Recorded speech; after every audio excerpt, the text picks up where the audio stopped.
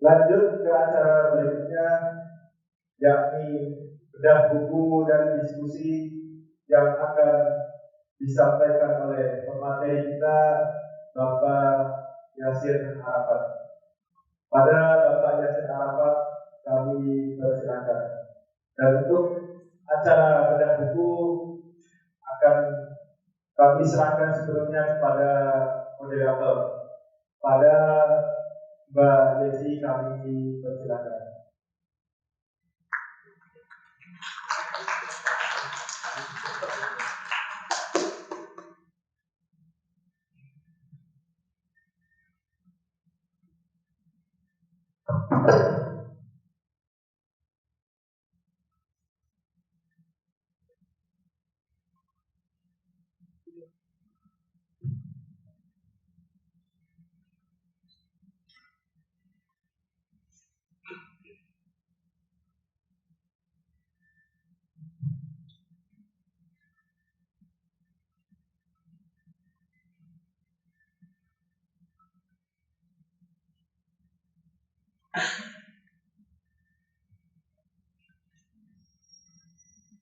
Bismillahirrahmanirrahim.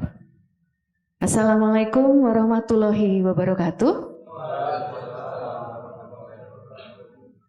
Alhamdulillahirrabbilalamin. Wassalatu wassalamu ala asyrafil anbiya'i wal mursalin wa ala alihi wa sahbihi ajmain amma ba'du. Selamat siang, salam sejahtera untuk kita semua. Apa kabar Bapak Ibu, Mas, Mbak? Saya tuh jujur saja kok redek ya Mas ya.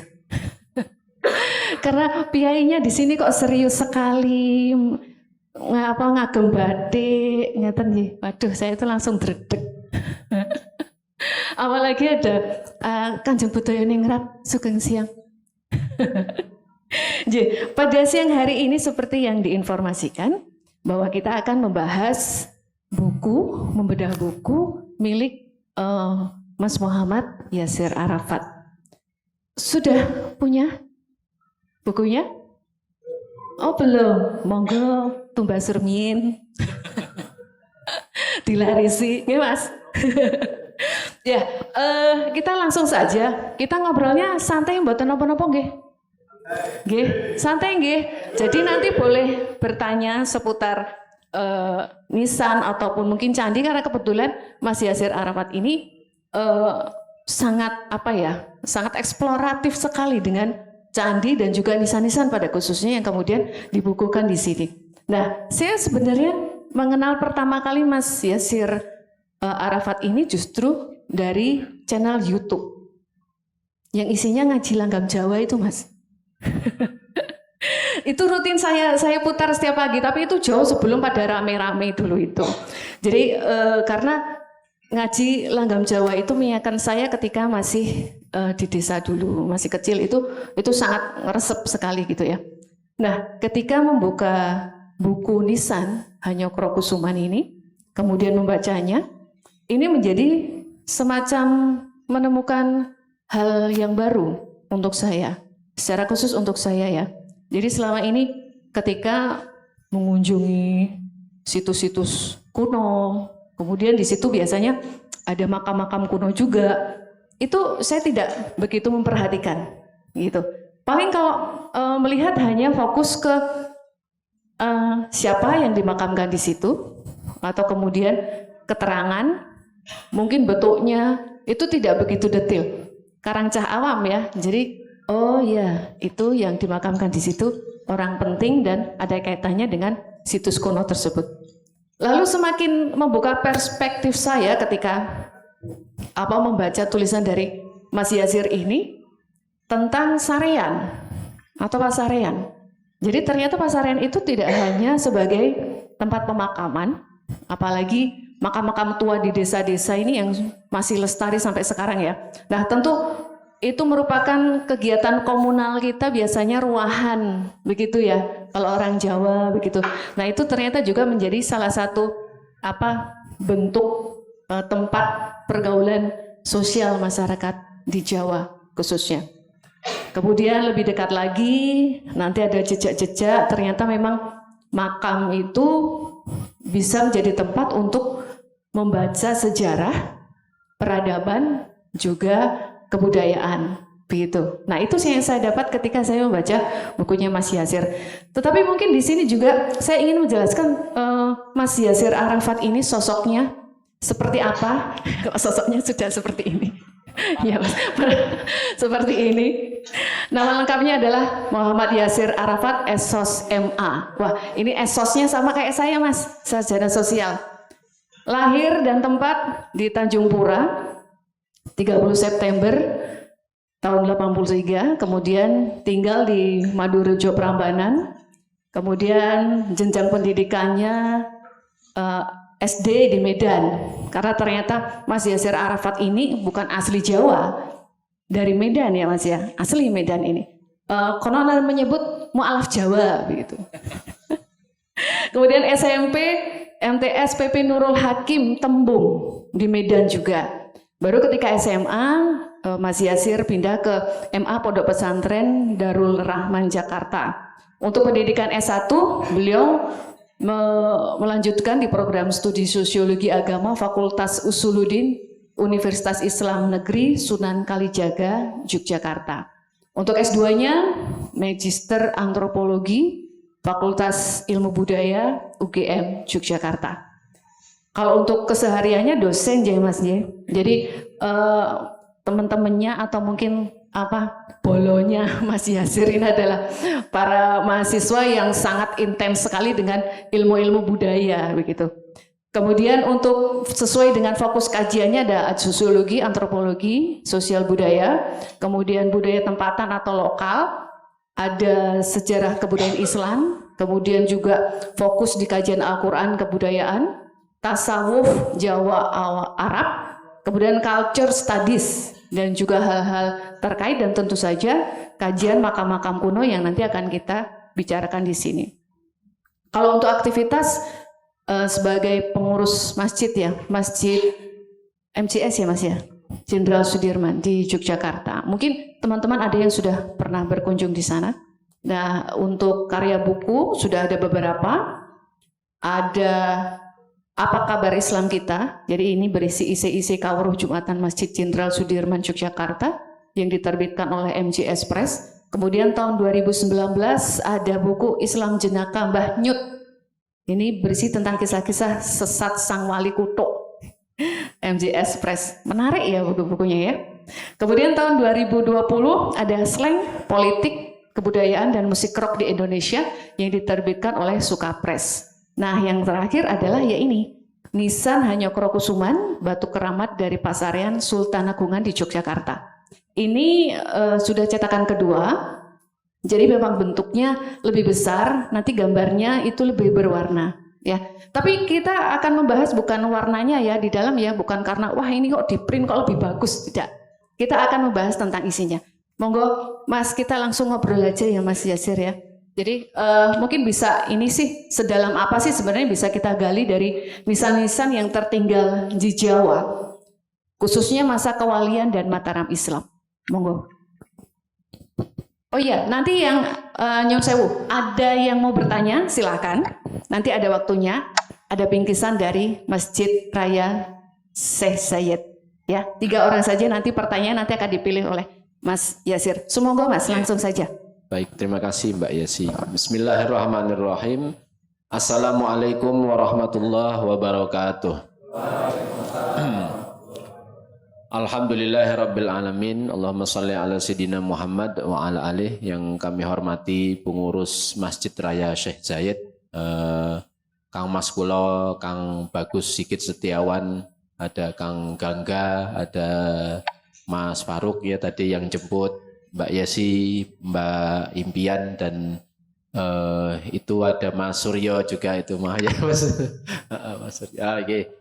Saya sering belusuan ke Solo sini pasti sama Mas Suryo itu ke makam-makam. Terakhir kita eksplorasi makam Cina di mana Mas itu kemarin? Makam Cina Muslim yang di pinggir jalan. Makam Haji ya. Makam-makam Cina yang bentuk-bentuknya itu sangat unik dan ya belum ada yang mengkaji gitu. Kalau ada yang mau masuk di situ monggo, itu jadi bahan kajian tersendiri. Dan yang karena panjenengan yang mengkaji itu nanti bisa jadi trademark panjenengan gitu. Dalam kajian ilmiah belum ada yang masuk di situ gitu. Karena ini memang dunia kuburan ini kan memang selama ini selalu identik dengan kuntilanak, gonderwo dan makhluk-makhluk semisalnya kan gitu. Sehingga orang kalau ke gitu ya, kuburan Mas, ya? medeni itu.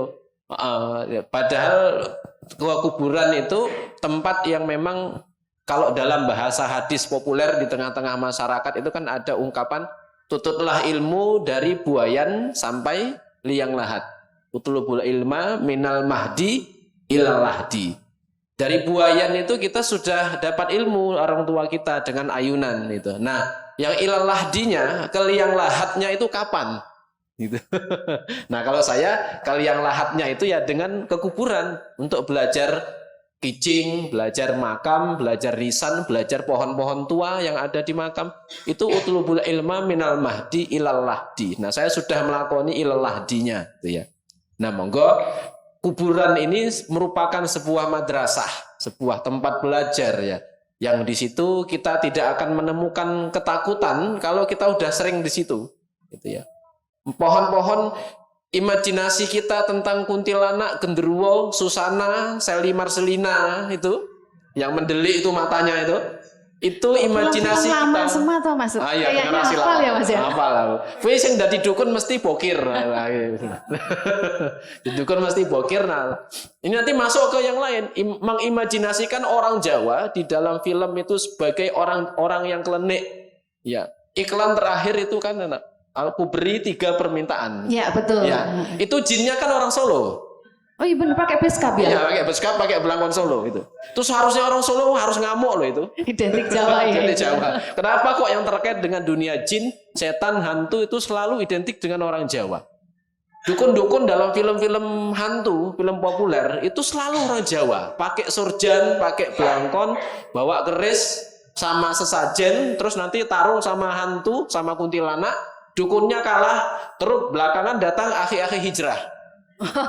Dan gitu. Itu plotnya mesti kayak gitu nanti. Tapi kalau di Medan itu ada nggak?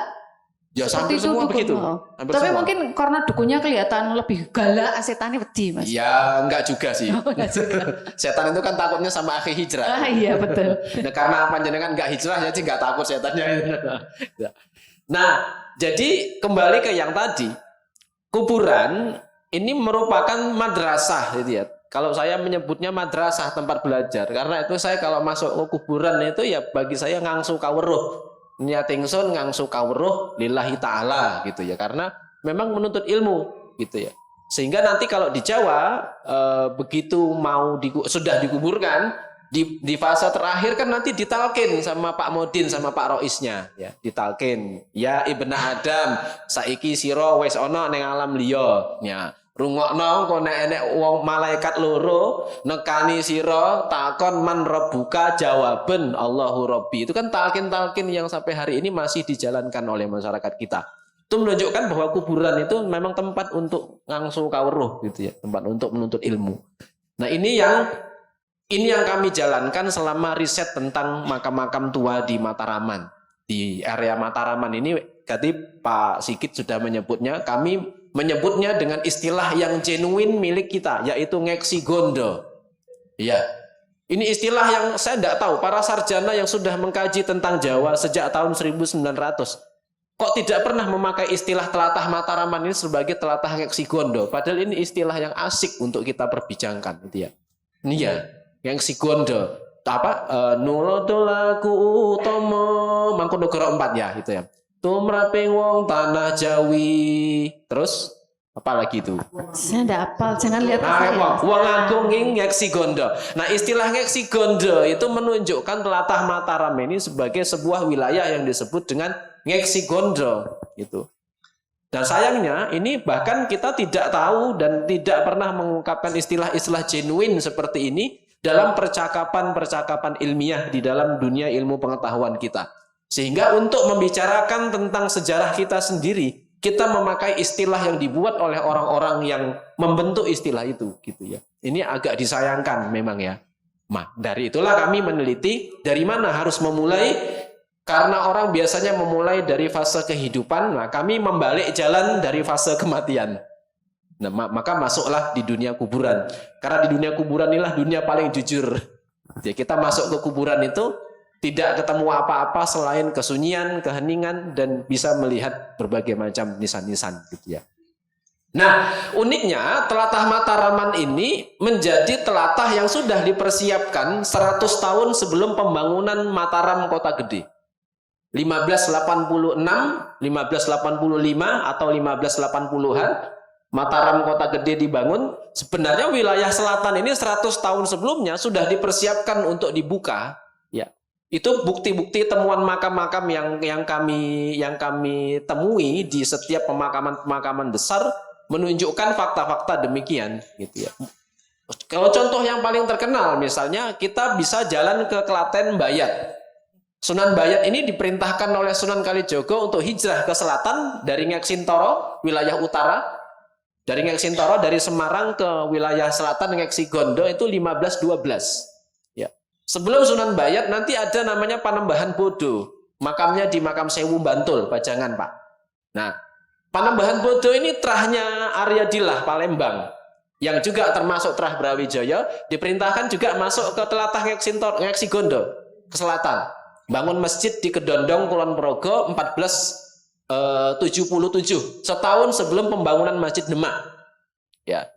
Kemudian kalau kita urut dari Bayat, itu ada Panembahan Agung, ya, Panembahan Agung, Panembahan Minang Langsui, keluarga besar Bayat. Terus ke selatan timur kita ketemu dengan Syekh Maulana Maghribi di Parangtritis, ketemu dengan Syekh Belabelu, Syekh Gagang Aking. Kemudian terus ke selatan barat lagi kita akan ketemu dengan Panembahan Bodo. Selatan barat lagi kita akan ketemu Pangeran Panggung di Galur Kulon Progo. Selatan barat lagi kita akan ketemu dengan Syekh Dalmudal. Ketemu banyak sekali makam-makam tua yang menunjukkan 100 tahun sebelum pembangunan telatah Mataram. Artinya Mataram ini tidak seperti yang diceritakan di dalam ketoprak-ketoprak sebagai sebuah wilayah banyak demitnya sehingga Ki Ageng Pamanahan masuk tarung sama demit terus mendirikan negara baru. Padahal tidak. Berdasarkan bukti makam-makam yang kita temukan di lapangan, telatah ini telatah yang memang sudah dibuka bahkan 100 tahun sebelum Mataram itu dibuka menjadi kesultanan. Ya. Nah, dari mana ketemunya? Dari makam. Kalau dari buku-buku nggak ketemu. Ketemunya dari makam. Dari makam ini akhirnya kalau dalam pendekatan kajian budaya material, kita merekonstruksi cerita sejarah berdasarkan fakta-fakta, berdasarkan cerita-cerita literatur yang kita temukan, dan berdasarkan cerita-cerita lisan para sesepuh. Ya. Apalagi nanti kita ketemu data Keraton Kartosuro, Keraton Surakarta, tentang makam Imogiri. Panjenengan mungkin tidak tahu, tahunya cerita penyerbuan Sultan Agung ke Batavia itu Sultan Agung kalah. Padahal dalam data Surakarta, Sultan Agung itu nanti membawa kepalanya Jan Pieterskun dan kepalanya dimakamkan di tangga Imogiri. Jadi di tangga Imogiri itu ada 2 makam yang di tangga, satu Temungge Endronoto, satu lagi Jan Pieterskun, kepalanya di situ. Ini data makam Surakarta. Gitu. Nah, cerita seperti ini nggak kita dapatkan di buku-buku kalau tidak ke lokasi makam, in situ. Nah, ini pentingnya masuk ke makam. Nah, gitu ya. Jadi ndak sekedar masuk ke makam bakar dupa terus kemasukan akhirnya tabur bunga terus pulang. Tabur bunga terus belakangan masuk gitu. Entrance. Nah, itu hasil dari budaya pop. Data kita tentang hantu-hantu di kepala kita itu hasil film-film yang kita tonton tahun 80 tahun 90. Kita sendiri tidak pernah menyaksikan hantu itu ada atau tidak gitu ya. Dan imajinasi kita tentang kuntilanak, tentang genderuwo itu adalah imajinasinya Joko Anwar, imajinasinya Rizal Mantovani. Rizal Mantovani gitu. Yang hampir semuanya sama imajinasinya tentang kuntilanak gitu ya. Termasuk imajinasi kita tentang Wali Songo. Itu mesti orang berjubah putih, pakai sorban, hidungnya mancung, gitu kan. Bawa tasbih. Nah, pertanyaannya kok bisa foto bareng kan gitu. Nah, itu Wali Songo itu imajinasi kita tentang itu. Nah, hari ini di buku yang saya tulis ini sebenarnya buku sudah terbit tahun 2021 ya.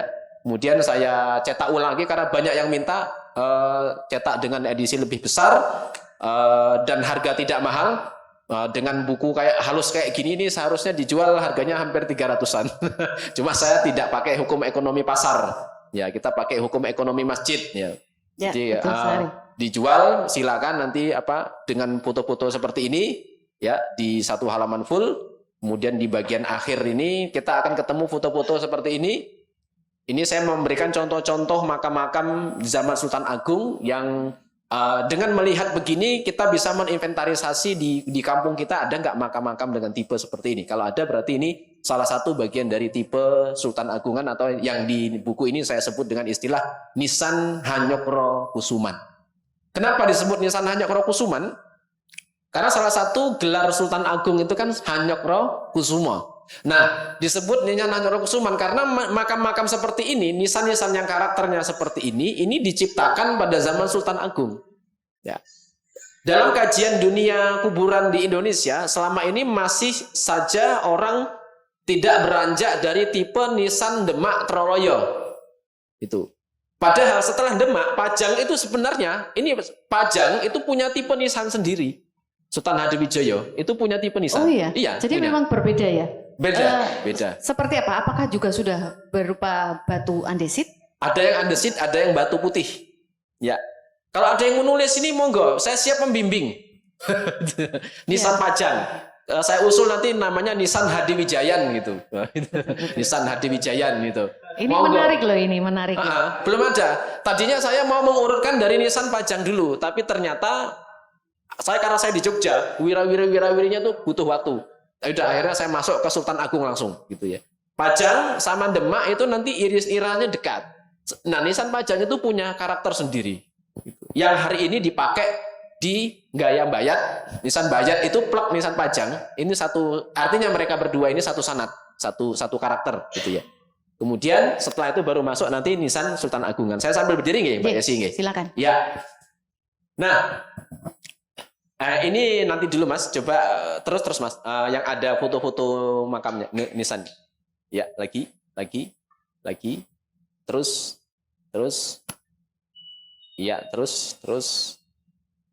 Nah ini Demak itu nanti jenengan kalau ke makam Haji Kartosuro, ya istrinya Syekh Abdul Qadir ya, Kang Sikit nggih. Ya Syekh Abdul Qadir itu kayak gini karakter nisannya.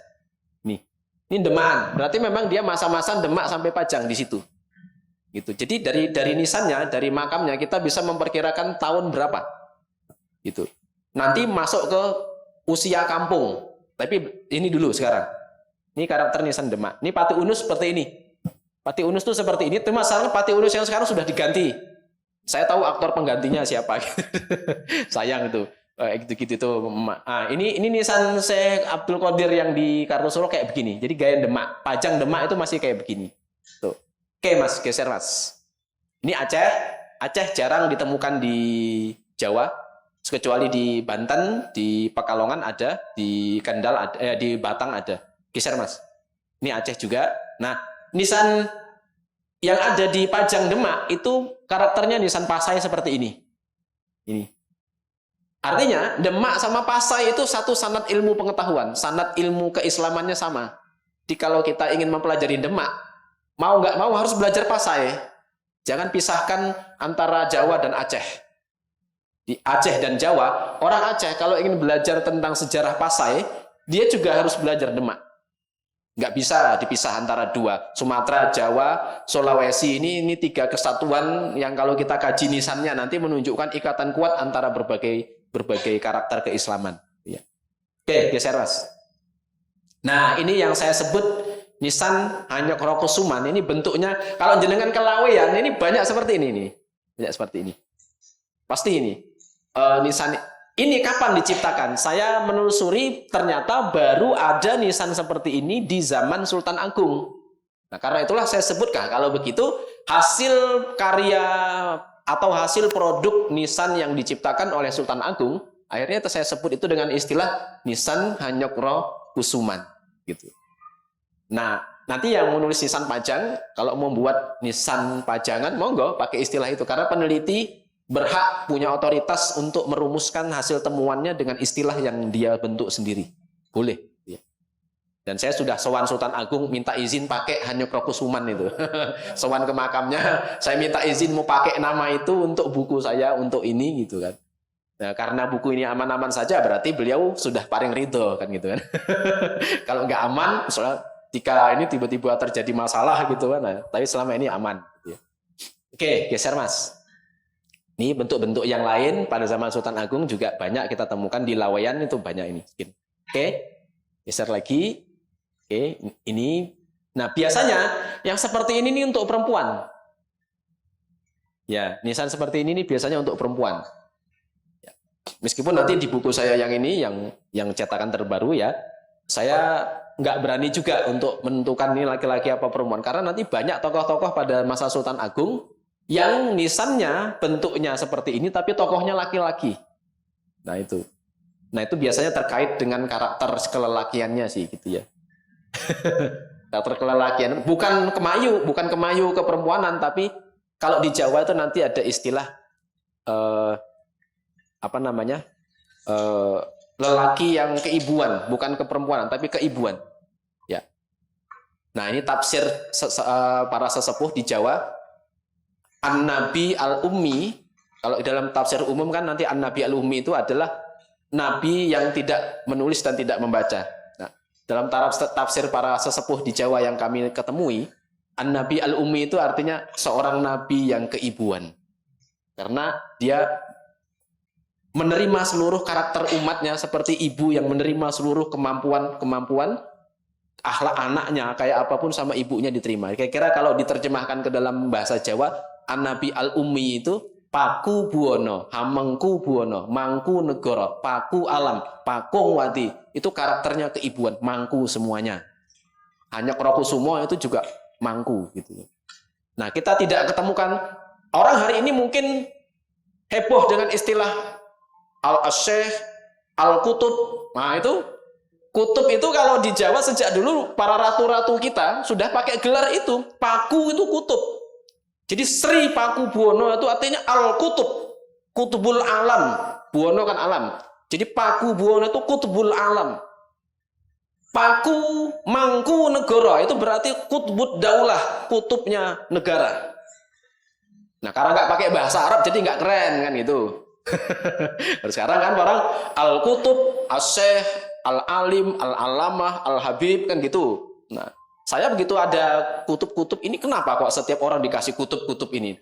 Nah, saya mikir, lah di Jawa sejak dulu nama-nama kayak gitu sudah sering dipakai untuk para ratu-ratu dan ulama-ulama kita. Panotogomo, Paku Negoro, Mangku Negoro, Paku Buwono, Amengku Buwono, Paku Alam, Mangku Alam, Paku Wati.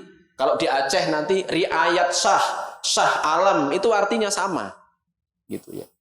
Nah, itu yang dari kayak gini-gini ini akhirnya saya ketemu dengan istilah-istilah seperti tadi, gitu ya. Oke, geser lagi, Mas. Oke.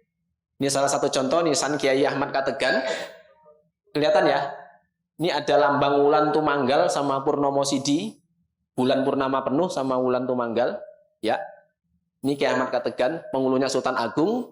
Kalau ada yang tahu cerita Sultan Agung dan penghulunya ini sholat ke Mekah 5 waktu, nah ini makamnya, nisan Ahmad Kategan, ya. Nah, kalau orang yang nggak tahu tentang dunia Wali Songo melihat simbol-simbol seperti ini, itu nanti langsung, wah ini Turki Utsmani. Karena nggak tahu epistemologi atau nggak tahu sistem pengetahuan kewalian para wali songo gitu. Jadi ingin mengkaji Jawa, mengkaji para wali, tetapi karena orientasinya adalah politik sehingga melihat simbol-simbol seperti ini, wah ini Turki Utsmani ini gitu. Loh, wali songonya mana? Terputus. Emangnya wali songo buat lambang kayak begini nggak ada artinya gitu. Ini kalau dalam istilah ilmiah keterputusan epistemologi. Kenapa? Ya banyak di YouTube yang kayak gitu-gitu banyak itu. Wah, lihat di simbol anu itu lam alif tunggul wulung, bendera tunggul wulung ala Yogyakarta itu kalau ada penyakit nanti dikirap. Begitu ngeliat bendera tunggul wulung, wah ini simbol Ertugrul Turki Utsmani ya, gitu. Padahal enggak. Kalau tunggul wulung itu di Jawa artinya parianom. Kalau parianom berarti pantun. Kalau pantun berarti sembuh, mantun, selamat. Artinya kalau lambang lam alif tunggul wulung dikirap artinya seluruh negeri nyuwun selamat kepada Pangeran Gusti Allah Subhanahu wa Ta'ala. Nah itu jadi sesat kalau nggak tahu epistemologi Wali Songo ini gitu. Nanti ujung-ujungnya Turki Utsmani, ngelihat keris, wah ini Turki Utsmani gitu ya. Ngelihat itu kaligrafi di Masjid Surakarta itu yang di mihrab itu, nah itu, wah ini Turki Utsmani. Ya itu banyak di YouTube, tonton sendiri aja itu. Nah geser lagi Mas.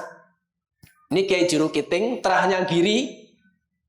Ada peneliti dari kampus saya UIN gitu ya, mengatakan telatah Mataram ini adalah telatah yang tidak lagi berpandu kepada ulama. Karena sampai dengan Joko Tingkir itu masih dilantik oleh Sunan Giri. Tapi begitu Mataram kok bukan Sunan Giri yang melantik, malah Kiai Juru Mertani.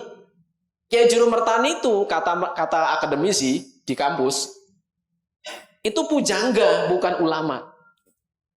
Begitu saya tahu bukunya, saya bilang ke orangnya, Kiai Juru Mertani itu Kang, itu terahnya Sunan Giri.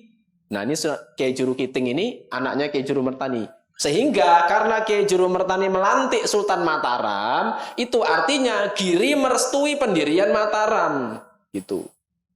Nah mereka mengatakan itu bukan Giri, artinya Mataram sudah tidak pakai legitimasi ulama, tapi pujangga. Sejak itulah Mataram menjadi negara yang penuh klenik dan mistik-mistik. Wah, gitu. Saya bilang, kapan kleniknya ini? Gitu. Karena nggak paham begini itu ya, nggak apa-apa, ya pelan-pelan nanti kita pahamkan. Oke Mas, geser lagi Mas.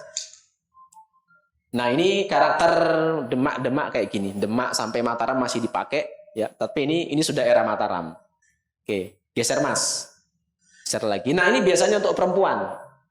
Jadi nisan-nisan perempuan itu dia kemayu, lengkung. Nyun ngapunten, kira-kira kalau diimajinasikan ini seperti imajinasi nun sewu, imajinasi payudara wanita, gitu. Sehingga bentuk-bentuknya dia dipakai untuk nisan-nisan yang berjenis kelamin perempuan, gitu. Kalau yang laki-laki tadi kan gini, ya. Nah bentuk anunya laki-laki, gitu ya. Geser lagi. Nah ini salah satu contoh-contoh nisan-nisan Hanyok Rokusuman. Awalnya dia tidak pakai cuping, tidak pakai ini hiasan. Kemudian geser pakai tapi agak besar. Nah yang umum dipakai sampai dengan masa Amangkurat atau Pakubuwono 1, 2, dan 3 itu nanti umumnya seperti ini. Ini ada ininya. Dia sudah lebih kecil daripada ini. Gitu. Yang dengan bisa temukan itu di Laweyan. Ya. Oke, geser lagi. Ini contoh-contoh yang lain, inovasi-inovasi nisannya. Lagi, geser lagi. Nah, ini lambang-lambang kayak gini, bulan purnama gitu ya. Oke, geser lagi Mas. Ini di Demak Ijo yang tadi, geser lagi. Oke, nah ini Triagan, Sukoharjo. Mas Surya pernah sana ya Mas? Sudah. Triagan Sukoharjo dari sini mungkin sekitar 20 menit ya atau 30 menitan lebih ya. Iya. Ya. Ini kami ke sana, begitu saya sampai sana lah ternyata di Triagan ini dahsyat nilai. Maka waktu itu ada UIN Surakarta minta antarkan kami ke makam Imogiri. Saya bilang ngapain UIN Surakarta ke Imogiri? Tak bilang gitu. Ke Triagan aja, dekat, lebih dekat, dan akhirnya saya ajak ke sana. Kami 1 harian di makam itu, makam Triagan itu. Nah, ini salah satu makam-makam yang ada di Triagan. Ini karakternya Sultan Agungan. Oke, geser Mas. Ini di Pangeran Sumedang, Sukoharjo, ada masjid tuanya di situ.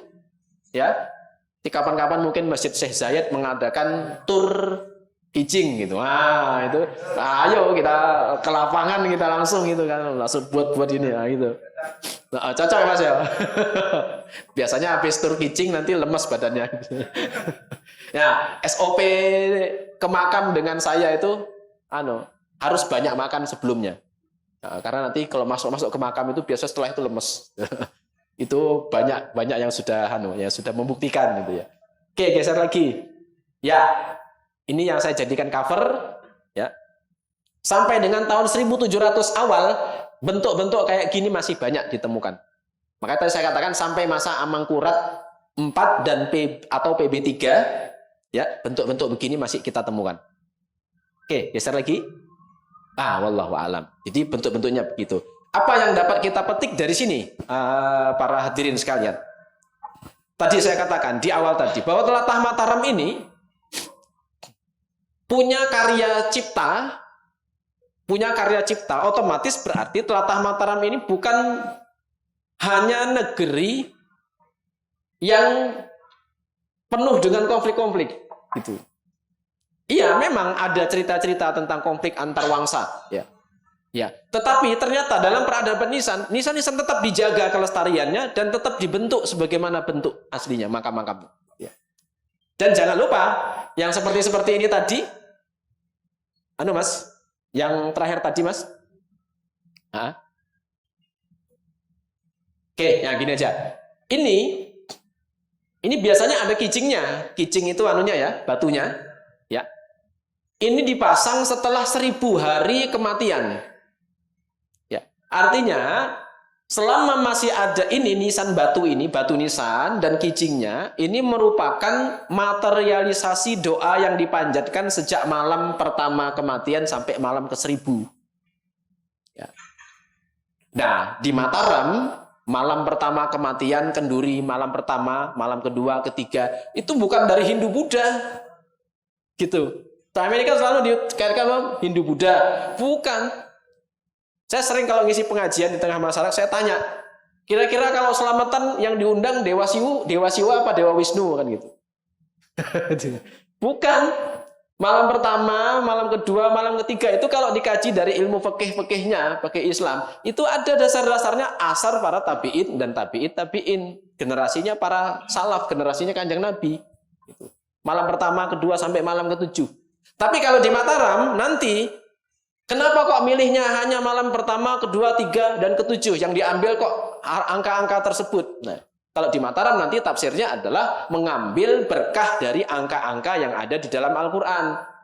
Malam pertama berarti mengambil berkah angka 1 karena Allah menyebut angka 1 di dalam Al-Quran. Malam kedua sama, Allah menyebut angka 2. Malam ketiga Allah menyebut angka 3 dalam Al-Quran. Malam ke-7 Allah menyebut angka 7 dalam Al-Quran.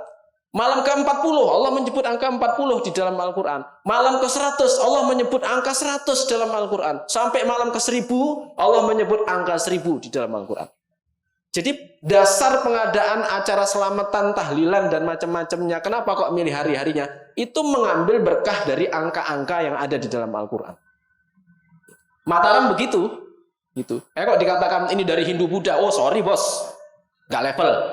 Ini dari Al-Quran bos. Kalau saya begitu, gitu. Lah tapi masa selamatan orang mati? Lah itu kalau itu jelas ada di Al-Quran ada itu. Nabi Isa itu loh kan. Wassalamu alayya yauma wulidtu wa yauma amutu wa yauma ub'atsu hayya. Itu. Nabi Isa kan begitu. Wassalamu alayya, selamatlah atasku. Yauma wulidtu, ketika aku dilahirkan, wa yauma amutu, dan ketika aku mati. Di mati itu, diselamati itu udah betul. Amalan orang Jawa, selamatan kematian itu wis soheh, saestu masuk surga gue yang selamatan gue. Okay. Selamatan kematian itu masuk surga, saestu. Dalilnya yang tadi Nabi Isa nyelamati hidupnya ketika lahir, nyelamati ketika dia mati, dan nanti wa yauma ub'atsu hayya, besok Nabi Isa dibangkitkan. Ini dalam keyakinan Muslim begitu. Dia juga akan selamatan. Nah gitu. Selamatan itu maksudnya mengucapkan, mendoakan selamat. Nah itu kan selamatan. Maka saya menolak kalau ini dikatakan dari Hindu. Sorry bos, Mataraman tidak begitu. Dari mana? Al-Quran. Dari mana? Para sahabat, tabi'in. Dari mana? Para ulama-ulama Jawi. Ya gitu. Nah itu nanti belum bicara kayak tumpangan tadi. Kalau kematian tumpangnya tumpang pungkur, nggak tumpang yang kayak tadi kan gitu. Nanti kalau selamatan lain lagi, ketumpangnya juga ada sendiri lagi gitu. Ini Mataraman semua. Saya punya satu buku yang itu dari PB10, tahlilannya PB10. Itu nanti la ilaha illallahnya 100, terus nanti pas di kalimat ini Allah, illallah itu 100. Allahu, terus illallah ya Pak ya. Illallahnya nanti juga 100. Ini tahlilannya PB10. Terus nanti di akhir ditutup dengan syahadat Quraisy, nggih. Terus nggih Pak nggih. Syahadat Quraisy dan sholawatnya Sultan Agung. Ya Allahu ya Allah ya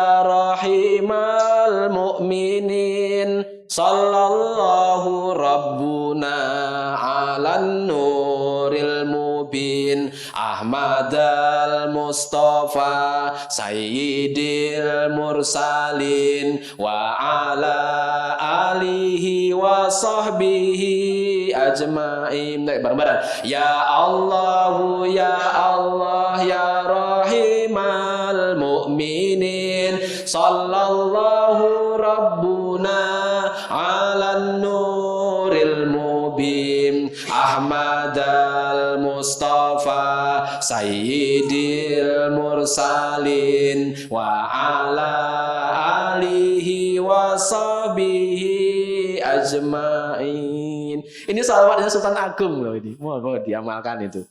Kalau Sahadat Quraisy itu Sunan Bonang. Nggih, Sunan Bonang, Sahadat Quraisy. Surakarta sekarang masih ada nggih Pak? Terus nggih? Nggih. Baru kemarin mulai. Nah, Masjid Syekh Zayed nanti ngadakan Sahadatan Quraisy. Nah, itu. Iya, karena di Surakarta ya, harus patoknya harus hidup kan gitu kan ya.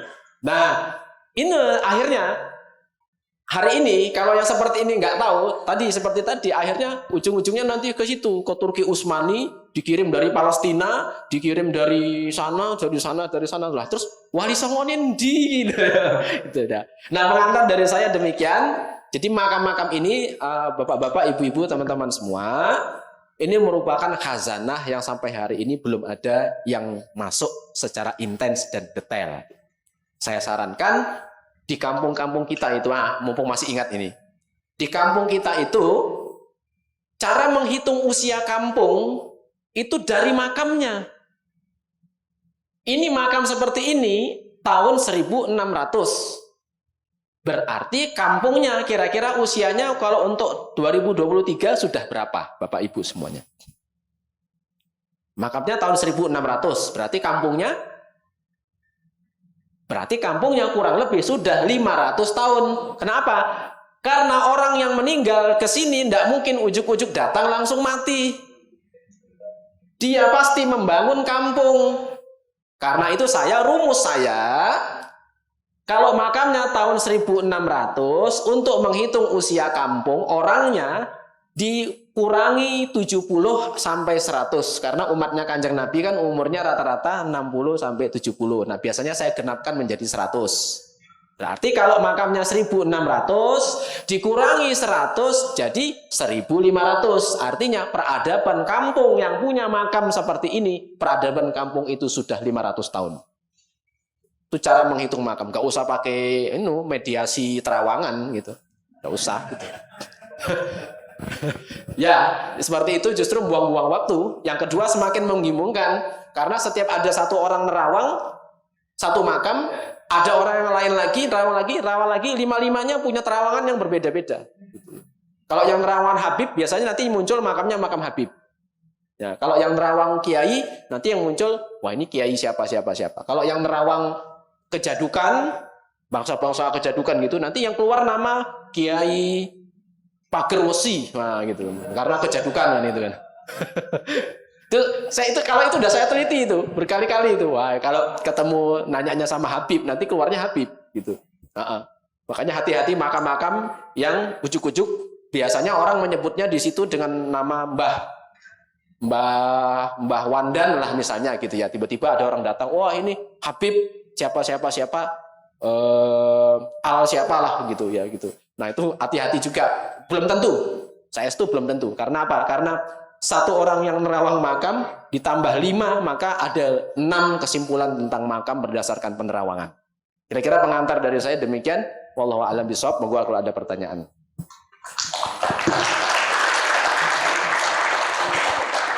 Terima kasih Mas Yasir. Saya sampai lupa kalau saya itu moderator loh. Saya tuh merasa malah kayak kuliah ya. Nyenengke ya kalau kuliah begini ya. Dosennya Mas Yasir. Wah, saya mau jadi mahasiswa.